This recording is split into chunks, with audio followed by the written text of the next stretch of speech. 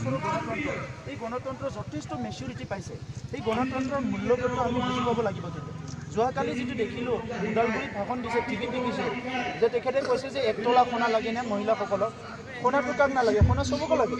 1 তোলা কি 10 তোলাও লাগে 1 তোলা সোণা দিয়াটো চৰকাৰী আঁচনি অসম চৰকাৰ ভাৰত চৰকাৰৰ আঁচনি এইটো কিন্তু এইটো BTCৰ আঁচনি নহয় কিন্তু সেইটো তেখেতে ইমান বেয়াকৈ ক'লে যে আপোনালোকে 3 তোলালৈকে সোণা পাব যদি বিয়া কৰে আৰু এৰে বিয়া কৰে আৰু এৰে বিয়া কৰে এৰে ইফালে ভাৰতবৰ্ষত 3 তালাকৰ এগেইনষ্টত সুপ্ৰিম কোৰ্টত আইন পাছ হৈ গৈছে যে মুছলমানসকলৰ 3 তালাক হৈছিলে 3 তালাকটো বন্ধ হ'ব লাগে নহ'লে মুছলমানসকলৰ মহিলাসকলে আজি কষ্ট পাইছে আৰু ইফালে BTCৰ চিফ হাগ্ৰাম মহিলাৰীয়ে এনকাৰেজ কৰিছে যে যুৱকসকলক যে বিয়া পাত আৰু এৰি দে 3 তোলা সোণালো ছোৱালীসকলক এনকাৰেজ কৰিছে যে বিয়া পাত আৰু 1 তোলা সোণালো আৰু এৰি দে 3 বাৰলৈকে বিয়া পাতিব লাগে সেই কথাবিলাক কৈছে গতিকে আজি ইয়াৰ পিছত 32 লাখ মানুহৰ নেতা এজনৰ যদি মানসিকতা এনেকুৱা হয় চিন্তাধাৰা যদি এনেকুৱা হয় ইয়াতকৈ দুৰ্ভাগ্যজনক কথা কি হ'ব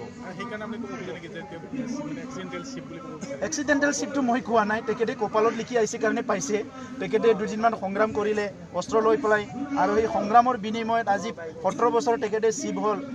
সেইটো তেখেতে ওপৰত লিখি লৈ আহিছে বহুত শিক্ষিত মানুহবিলাকে বহুত ইচ্ছা থকা মানুহবিলাকে আজি হ'বলৈ পৰা নাই BTC অঞ্চলত বহুত আৰু শিক্ষিত মানুহ জানা বুজা মানুহ আছে ভিজন থকা মানুহ আছে তেখেতৰতো ভিজন বুলি একোৱেই নাই সেইকাৰণে আজি এই কথাবিলাক কৈ আছে বিভিন্ন কথা কৈছে আজি শালকাট বেচাৰ কথা কৈছে আমাক শালকাট বেচাটো তেখেতে যদি আমি শালকাট বেচিটো একশ্যন ল'বা একশ্যনটো ল'লেহেঁতেন তেখেতে আমাক যিমান শত্ৰুতা লয় তেখেতে আমি ভুল কৰাটো ৰখি থাকে এটা ভুল কৰিলে তেখেতে লগে লগে ইয়াত জাপিয়ে পৰিব কিন্তু সেই ভুলটো আমি কৰা নাই তেখেতে কৰি আছে আজি তাত মিল আছে পাৰ্মিশ্যন নোহোৱা তেখেতসকলৰ মানুহৰ ইফালে মানে শিলৰ যিটো ক্ৰেচাৰ মেচিন BTCত চবচে ডাঙৰ ক্ৰেচাৰ মেচিন তেখেতৰে আৰু তাত কোনো ৰেভিনিউ তেখেতে নিদিয়ে আৰু ইফালে যিবিলাক গছ কাটি খাই আছে খৰি কাটি সেইবিলাক বহুত গৰীব মানুহ কোকৰাঝাৰৰ ফালে 4-5 হাজাৰ মানুহ আছে নট অনলি বড়ো আদিবাসী আছে বিভিন্ন জনগোষ্ঠীৰ আছে সদায় খৰি কাটি পেলাই খায় গধূলি নিজৰ ঘৰ বাৰী এলি খৰি কাটিবলৈ যায় নেক্সট দিনা খৰি লৈ আহে খৰিটো বিক্ৰী কৰি চাউল কিনি পেলাই খায় ওদালগুৰি ফালেও বহুত আছে আমি 7-8 বছৰে কাম কৰি আছোঁ কেনেকৈ বন্ধ কৰিব পাৰিম আজি সেই খৰি কটাটো বন্ধ কৰাটো তেখেতৰে দায়িত্ব কাঠ কটাটো বন্ধ কৰাটো তেখেতৰ দায়িত্ব তেখেতে সেই মানুহ গৰীব মানুহবিলাক আঁচনি দিয়ক না আজি বহুত বড়ো মহিলাবিলাক বটল বেছি খাব লগা হৈছে মদ বিক্ৰী কৰি খাব লগা হৈছে সেইবিলাক জেলত যাব লগা হৈছে মদ বিক্ৰী কৰি তো এই কথাবিলাক লৈ পেলাই তেখেতৰ কোনো আঁচনিয়ে নাই খালি তেখেতৰ কি পইচা লাগে সেইকাৰণে মই কৈছোঁ যে তেখেতৰ আৰম্ভণিৰ পৰা ৰাজনীতি কৰাৰ একমাত্ৰ উদ্দেশ্যটো পইচা 1 নম্বৰ উদ্দেশ্যটো পইচাই 2 নম্বৰ উদ্দেশ্যটো পইচা 3 নম্বৰ উদ্দেশ্যটো পইচা 4 নম্বৰ উদ্দেশ্যটো পইচা আৰু সি দিল্লীৰ পৰাও পইচা বিচাৰে গুৱাহাটীৰ পৰা পইচা বিচাৰে আৰু তলৰ মানুহবিলাকো কিনা বেচা কৰিয়ে চলাব বিচাৰে বিভিন্ন জাতি জনগোষ্ঠীৰ কাৰণে আঁচনি নাই কিন্তু ইহঁতৰ নেতাবিলাক কেনেকৈ পইচা দি মেনেজ কৰিব লাগে তাৰ কিন্তু আঁচনি আছে UG ব্ৰহ্ম ৰাইজৰ ওপৰত নিৰ্ভৰ কৰিব আমিতো আশা কৰোঁ কিন্তু আজি UG ব্ৰহ্মৰ নিচিনা হয়তো ছেকেণ্ড কেণ্ডিডেট কোকৰাঝাৰতো নাই অসমতো নাথাকিব পাৰে ৰাজনীতি কৰা বহুত মানুহ আছে কিন্তু সমাজখনক বুজি পোৱা সমাজখনক বিশ্বাস কৰা আৰু সমাজৰ কাৰণে সৰ্বোচ্চ ত্যাগ কৰিব পৰা মানুহ বহুত কম আছে UG ব্ৰহ্ম ডাঙৰীয়া এজন সংগ্ৰামী সত্তা তেখেতে নিজৰ কাৰণে নিজৰ জাতিৰ কাৰণে কয় অইন জাতিৰ কাৰণে কয় BTC যিটো সেনজিটিভ এটা জোন বিভিন্ন সময়ত সংঘাত হৈছে সংঘৰ্ষ হৈছে সেইবিলাকত UG ব্ৰহ্ম ডাঙৰীয়া সদায় নিউট্ৰেল হৈ পেলাই এটা ৰোল লৈছে সকলোৰ কাৰণে কথা কৈছে সকলো ধৰ্ম জাতি জনগোষ্ঠীৰ কথা কৈছে আৰু তেখেতে দিল্লীক ভালদৰে চিনি পায় দিল্লীও তেখেতক চিনি পায় সেইকাৰণে পাৰ্লিমেণ্টৰ ইয়াৰ পৰা যদি আমি তেনেকুৱা এটা সাংসদ পঠাব পাৰোঁ সাংসদৰ গৰিমাটোও বাঢ়িব আৰু এজন ভাল যোগ্য ব্যক্তিক আমি দিব পাৰিম ইফালে হীৰা কৰণীয়া ডাঙৰীয়াক চাওক 5 বছৰে কি কৰিলে তেখেতেও এক্সিডেণ্টেল MPয়ে হয় যে তেখেতে মানে আলফা এৰি পেলাই কেতিয়া সাৰেণ্ডাৰ কৰিলে কেতিয়া চিজফায়াৰ কৰিলে আমি গম নাপালোঁ কিন্তু MP হৈ গ'ল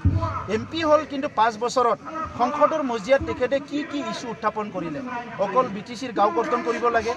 বড়োবিলাক অসমীয়া মাৰিব এই গুণ্ডগোলবিলাক মানে ভাষা কিবা কিবি আমাৰ মাজত কনফ্লিক্ট কিন্তু আঁচনি নালাগে নেকি ইয়াত কেন্দ্ৰীয় কিছুমান স্কিম লাগে ভাল স্কিম এই কথাটো নক'লে তেখেতে একবাৰ ইয়াত মানে আজি বড়ো অনাবড়োৰ যিটো বিভেদ সেইটো নাইকিয়া কৰিব লাগে এই কথাটো কিন্তু নক'লে আজি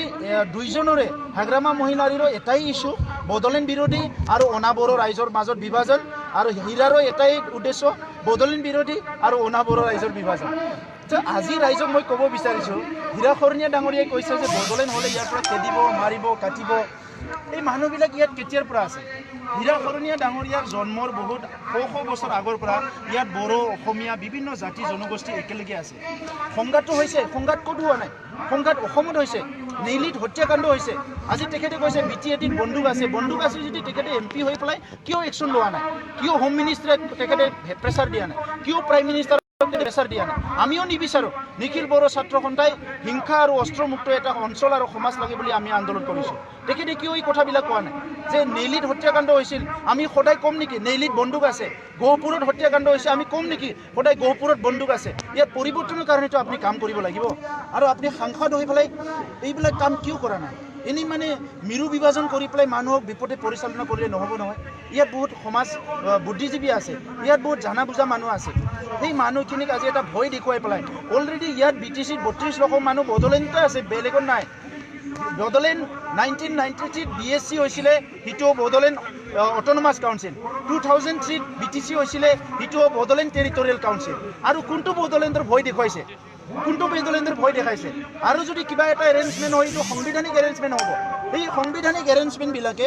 মানুহক নিক্ষেপ কৰা মানুহক ধ্বংস কৰা বা কোনোবা জাতি জনগোষ্ঠীৰ ভাষা সংস্কৃতি নিক্ষেপ কৰাৰ কাৰণে ভাৰতৰ সংবিধানত নাই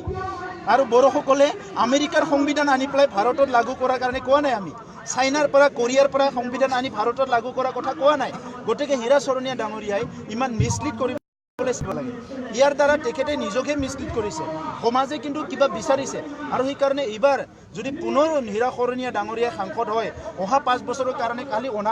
বড়ো অনাবড়ো ৰাজনীতি চলিব ইয়াত কোনো ৰেল লাইন ট্ৰেক মানে ভাল নহ'ব ইয়াত কোনো চেণ্ট্ৰেল আঁচনি নাহিব কোনো ষ্টেট আঁচনি নাহিব কোনো এডমিনিষ্ট্ৰেশ্যনৰ ওপৰত তেখেতে মাত নামাতিব অকল বড়ো অনাবড়োৰ যদি ৰাজনীতি কৰাটোৱে চবে ভাল পাইছে এইটো ইছ্যুটোকে যদি 15 বছৰ 20 বছৰ নিব বিচাৰিছে তেনেহ'লে হীৰা শৰণীয়াৰ লগতে থাকক আমাৰ ক'বলগীয়া নাই কিন্তু আমি বিচাৰিছোঁ পৰিৱৰ্তন য'ত মৰম স্নেহ বিশ্বাস সকলো এজনে এজনক সন্মান কৰি পেলাই জীয়াই থাকিব পাৰে বড়ো অসমীয়া মাইনৰিটি মুছলমান হিন্দু বাঙালী গোৰ্খা চবেই মিলি আদিবাসী আমি একেলগে থাকিব পাৰোঁ কোচ ৰাজবংশী তেনেকুৱা এটা পৰিৱেশ সৃষ্টি কৰাটোৱে আমি বিচাৰিছোঁ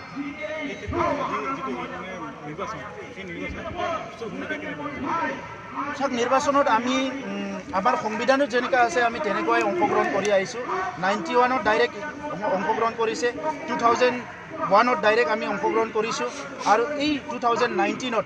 আমাৰ জ্বলন্ত সমস্যাবিলাক সমাধান কৰাৰ স্বাৰ্থত বড়োৰে হওক বা অনবড়োৰে হওক যিকোনো জাতি জনগোষ্ঠীৰ সমস্যাবিলাক সমাধান কৰাৰ স্বাৰ্থত আমি UPPL-ৰ কেণ্ডিডেট UG ব্ৰহ্ম ডাঙৰীয়াক আমি ছাপোৰ্ট দিছোঁ আৰু UPPL-এ আজি অসমৰ ৰাইজে বুজি পাওক নাপাওক সকলো নিজৰ নিজৰ স্বাৰ্থলৈ কাম কৰি আছে কিন্তু এটা আঞ্চলিকতাবাদৰ দৰকাৰ হৈছে